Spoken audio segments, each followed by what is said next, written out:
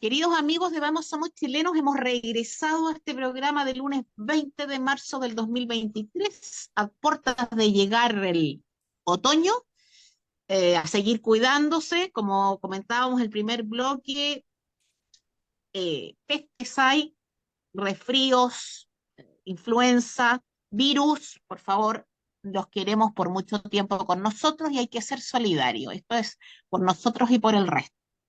Bueno, hoy día como cada lunes, perdón, estamos junto a Laura Yanichi y Georg Hübner, que les habla Pilar Soberado. En el primer bloque hablamos de actualidad regional y local, básicamente. Quedamos con algo pendiente, a lo que voy a introducirlo al tiro, pero nuestro segundo bloque va a estar referido más, como siempre hacemos, a la parte política. Pero antes de empezar, les recuerdo que se pasen y se den una vueltita por el Café Austral de Viña del Mar, Avenida Libertad 319, local 4, entre 4 y 5 Norte, casi frente a la parroquia de los Carmelitas en Viña del Mar, donde los atenderán fantástico, lo primero, y además con cosas muy ricas, menús caseros, promociones de café, esto que le dio apetito a George, café, queques, pay de limón, pailas de huevos, sándwich de miga y un café fantástico porque es café de especialidad. Y amigos, café austral, antes de dar el intermedio, ir a conversar con alguien, George sugiere que nos juntemos ahí para hacer el programa, no es mala idea. De manera que les recomendamos directamente con conocimiento el Austral de la calle, de la Avenida Libertad. Y, cuando estábamos terminando el primer bloque y antes de la pausa musical, esta canción fantástica de la estupenda Barbara Streisand, de la música de nuestros años felices, estábamos hablando acerca de esto de las patinetas y las vías, ¿eh? Y yo, 2 minutos nada más. Laura, tú estuviste en el gobierno municipal, George, Ujú. tú fuiste del gobierno regional, ustedes entienden el sistema público, conocen el ámbito de lo público, ¿eh? Y como políticos que son, también porque han sido candidatos y han obtenido cargos de elección popular, algunas veces sí, otras veces no. Conocen también el tema de los votos, ¿eh? Conocen el tema de las simpatías que las autoridades quieren ganarse de los electores, pero en este tema de las vías de bicicleta, por ejemplo, que en Viña del Mar hay un lugar donde que sí se entiende que la haya, que es 8 Norte, que es un lugar más amplio, es un lugar muy señalizado para ciclistas, donde pueden circular en ambas direcciones. Eh, las otras que se han creado en Viña del Mar son fuentes de puros enredos nomás y fuentes de infracciones de tránsito continuas.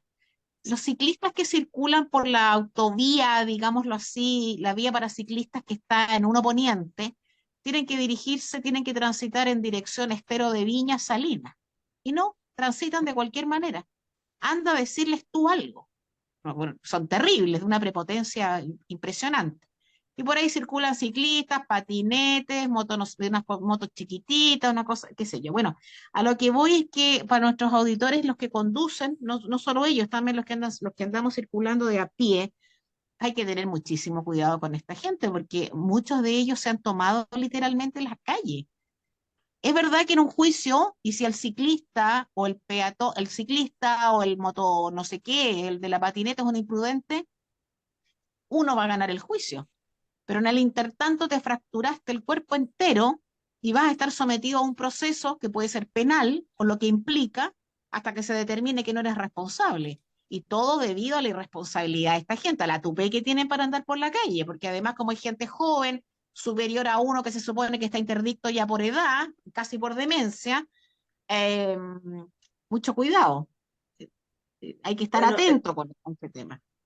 yo me acuerdo cuando vimos en el consejo el tema de la vía para ciclistas y a mí me comentan que iba a ser en un poniente y un oriente, y yo dije, pero ¿cómo va a pasar esto si tenemos además estacionamiento de auto ahí? Porque Así, está así. el estacionamiento, está la vía de los ciclistas, apenas pueden pasar los autos que van hacia 15 Norte o al revés en un oriente. Entonces yo siempre pensé que era una pésima fórmula porque no acomoda a nadie. porque cuando el que está estacionado se quiere salir pues, y vienen autos atrás y tiene un espacio pequeño, pequeño para moverte, yo he visto gente que se demora, ya se arman los tremendos tacos porque se demora mucho rato para tratar de en ese espacio salir de donde está estacionado. Yo creo que fue, yo me acuerdo que cuando esto lo vimos hace unos 4 años o más, tal vez.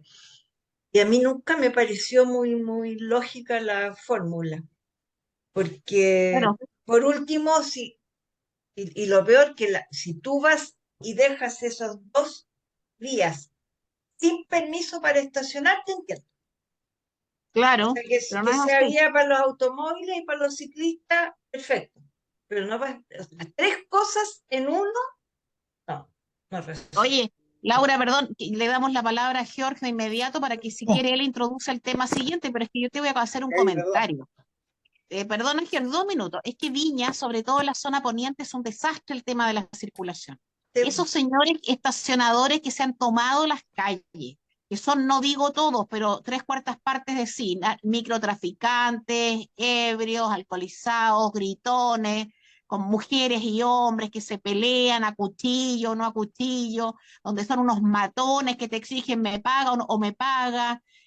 Son terribles. ¿Cómo la municipalidad de Viña del Mar, y no digo solamente esta, digo la administración anterior y la anterior, aunque haya recaído en la misma persona, nunca han podido controlar eso? Qué vergüenza más grande. Si tú vas para los ponientes y es un horror estacionarte, que no hay estacionamiento, pero ya eso dejémoslo de lado. Pero cuando lo encuentras, se te acerca toda esta turba de delincuentes que te miran con unos ojos terribles y unos matones que sabemos quiénes dirigen la historia, y uno ahí indemne, fíjate. Y ahora, para colmo de males, los famosos ciclistas. En fin, George, Bueno, introduce tú el tema. bueno, es compleja la situación porque, como tú bien dices, es una tierra de nadie. Ahora, yo comparto con Laura que efectivamente a mí me parece muy bien poder avanzar en lo que son las ciclovías, pero a veces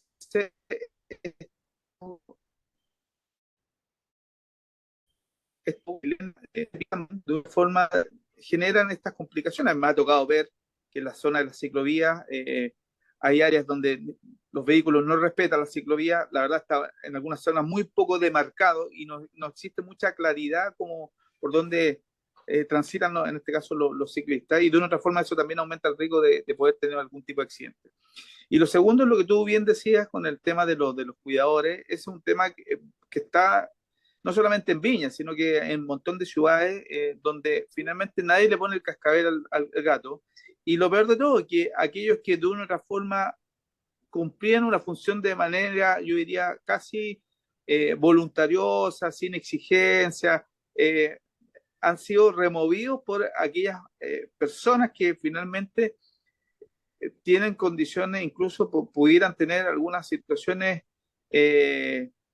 delictuales que en la práctica exponen y en riesgo a las personas, porque la verdad, finalmente uno se ve eh, te ponen en una situación que casi de amedrentamiento, de que si no les das en este caso, este aporte voluntario un poco obligatorio, y que ya estamos partiendo como de 1.000 pesos, antes eran lo que se podía, Sí, ahora hay casi una sí, cuota por cuidarte el auto, finalmente sí. hace que la gente, por temor o por miedo, finalmente tengan que andar. Pero aquí quienes tienen que tomar cartas son las autoridades políticas para poder realizar dicha función. O sea, si van a establecer en aquellos sectores donde no hay parquímetro, de una reforma, tienen que generar una figura que a la larga den tranquilidad y resguardo, en este caso, a las personas que van a ir a esos lugares. Entonces, yo en lo particular evito andar en auto en esos sectores para no tener que tener ese problema estacional,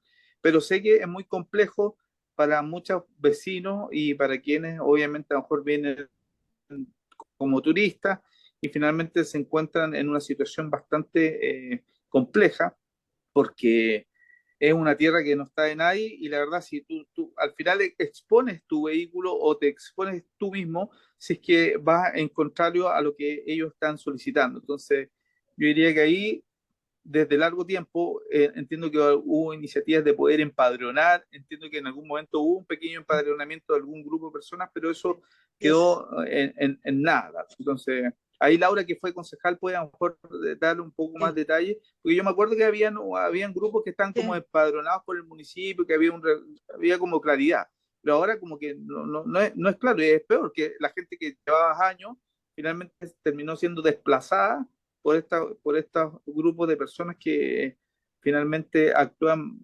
matonescamente. Hace muchos años, Dideco empadronó a los que estacionaban autos. Después, pero igual siempre hubo grupos que no había caso del empadronamiento no sé, por antecedentes. Ha sido un tema súper complicado y con la cesantía que hay, además eso va aumentando. O sea, hay gente de temer, pero hay gente que está haciéndolo para comer. Así que hay que separar también un poco la gente que está trabajando ahí. Pero yo recomendaría sobre todo a la gente que vive en la población Vergara y en lugares que tú puedes caminar, que dejen el auto en la casa, porque en este país, yo creo que el único país del mundo, que hay gente que vive a 10 cuadras de un local donde van, usen el auto. O sea, más se demoran en estacionarse que en caminar las 10 cuadras. Sí, Entonces, pero yo esto del llamado a caminar lo hice como concejala, nunca me resultó. El Viñamalín no es muy dado para caminar y hace muy bien para la salud. Pegarse sus 20 30 cuadras al día es lo mejor que hay para la salud, ¿no es cierto? Entonces, también que Ah, entre sí. todos tratemos de colaborar, de no usar el auto, a no ser que sea crítica. Si tú vas al Paraíso o tienes que ir a Chorrillo y vives en 10 Norte, te entiendo que uses el auto, pero si tú vives en la población vergara no tendrías para qué usar auto. Entonces hay un sistema un poquito de flojera también. a ver, yo soy de las que camina, pero caminar por la población vergara tiene sus riesgos hoy día, porque hace 20 años no te quitaban ni la cartera, ni la Ah, bolsa, no, ni el sí. collar, ni los aros, ni el teléfono, ni te daban un golpetazo con una patineta, ni pasaba un atorrante que por ir huyendo del supermercado Santa Isabel de la calle Quillota casi te bota al suelo, un atorrante ladrón. Se, yo te entiendo perfectamente, el centro de Viña es para caminarlo, tenemos muchas cosas cerca, salvo, como dices tú, tengo que ir al hospital y no voy a ir después de la ecautomografía, voy a irme a Chala o tengo que ir al supermercado. Pero Viña se ha puesto complicada para caminarla y hay horas en las que tú no puedes caminarla. Y lo segundo, es verdad que las grandes capitales del mundo, sobre todo los cascos antiguos, hay que caminarlos y no se puede estacionar porque hay lugares de todas las calles principales, insisto, el casco antiguo y no tan antiguo, tienen unos topes donde no puedes poner un auto, ahí tienes que caminar. Ahí no hay ni parquímetro, ni hay estacionadores, ni el dele, que yo difiero de tu opinión, Laura. Yo creo que el 95% de los que están estacionando es gente que no lo hace por hambre, porque están bien gordos, a menos que sea copete, también gordo. Yo creo que no es por hambre. Yo creo que es porque hay mucha gente que tiene prontuario criminal ahí, ¿ya? Entonces, y mucha gente. Y vemos cómo se comportan, ¿ya? Uno no, además, esa función que se supone que ellos cumplen de cuidar los autos es mentira, es una falacia. Cuando vuelves a tu auto y no tiene espejo o te lo han rayado, qué te dice el caballero o la señora que estaciona? Ah, yo no vi nada. Ah, no sé. Oiga, pero si yo le pagué. Ah, pero no es de mi responsabilidad. Y jurídicamente no es de su responsabilidad, pues si no es autoridad el fulano que está ahí cuidando. ¿Te fijas? O sea, convengo contigo en una parte, pero en la otra no. Ya. Niños, vamos al tema de los indultos. El tema de los indultos no me queda claro, no me queda claro quién dice la verdad. ¿Tenían los Oh, antecedentes o no tenían los antecedentes? Eso es lo que, ¿qué crees tú? No, porque pero ya, el ministro dijo que sí. según, yo creo que tenían los antecedentes, claramente. O sea, claro, lo ¿Y que hace tú que crees? la vocera de gobierno transmitió o dio a entender que el presidente no tenía los antecedentes. Entonces, llama la atención un poco esta descoordinación interna por los distintos ministros, donde da a entender que pudieran no haber tenido los antecedentes respectivos. Ahora bien, nadie duda y nadie discute la prerrogativa que tiene el presidente para poder determinar indultar o no.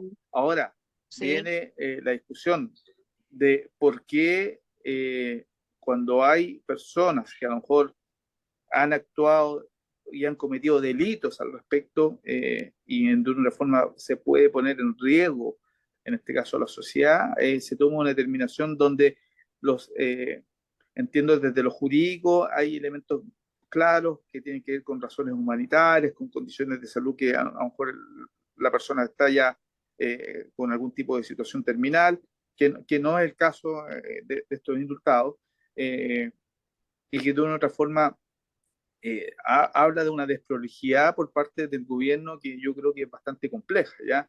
Eh, Ahora, también esto genera un precedente frente al hecho de que está el Tribunal Constitucional. Vamos a esperar el fallo del Tribunal Constitucional al respecto y ese fallo también va a generar un precedente para adelante o de lo que cómo se va a abordar dicha condición.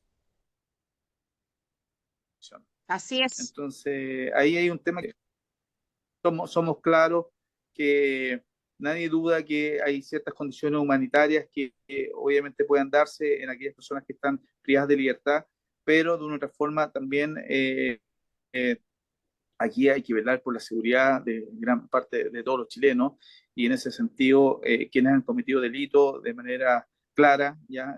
Y en donde existió un juicio al respecto, donde se pusieron todas las pruebas respectivas, creo que de una reforma es una mala señal y también va en la línea contraria de lo que estamos viviendo. O sea, no estamos en una condición donde estamos en un proceso de disminución de la delincuencia, que estamos en un proceso de disminución de la inseguridad. Es más, los niveles se han ido incrementando durante el último año de manera importante y de una forma eso genera una sensación de indefensión por parte de los distintos chilenos, ¿verdad?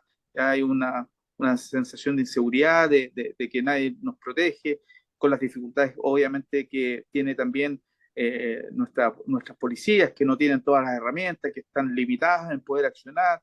Entonces hay un montón de cosas que se van sumando y que a la larga nos llevan a incluso a tender a encerrarnos ya un poco más en nuestros hogares y no tener esa libertad para poder deambular de manera libre ya en los distintos lugares que tenemos en nuestra ciudad, en nuestro país. ¿Ya? Y ahí obviamente también el rol que le caen a las distintas autoridades, ya hoy día también se acerca un posible cambio de gabinete regional, ya yo fui parte de él en el gobierno pasado y sé lo que significa y veo que con reforma este tema de la seguridad y de la delincuencia está bastante desatada. Sabemos que es un tema complejo, hay un montón de otras variables que se suman, pero de una forma las señales que se dan son señales que son bastante poco claras, ¿ya? Yo diría que no hay una planificación de cómo abordar el problema y de una forma creo que estamos en una situación que no le veo una salida tan fácil y que de una forma eso obliga a la ciudadanía a estar mucho más reticente e incluso a encerrarse. Hay que pensar que yo hablo con muchas personas que me dicen ya prefiero no salir a cierta hora, prefiero no ir a ciertos lugares, ya prefiero evitar ciertas situaciones que pudieran ser de riesgo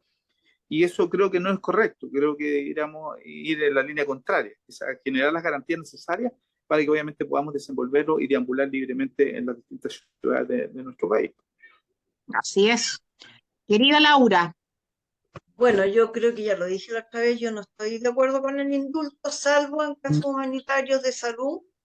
Y, y el otro motivo podría ser que la persona dentro de la cárcel, que no sé si en las cárceles chilenas puede pasar por el hacinamiento y todo lo demás, o sea, que demuestre un cambio en su mirada de la vida y que no va a volver a delinquir. pero todo el resto yo no, yo la verdad que los indultos, porque acá tenemos millones, hay otros expresidentes que indultaron como 8.000 personas. Así que mi tema es, en este caso, es la señal, o sea, no es el momento oportuno cuando tú estás negociando leyes, y es la segunda vez que está pasando de indultar. Lo hizo la otra vez y perdió la votación, y ahora aparece otra persona. Bueno, cuando tú estás negociando con el ministro Monsalve, está tratando de negociar todo lo que es el plan de seguridad del gobierno. Nos, Tú puedes a lo mejor hacer estas gracias de indultar cuando estamos con un país tiki-taka, o sea, todo perfecto, buena la economía y todo, y el indulto va a pasar así nomás.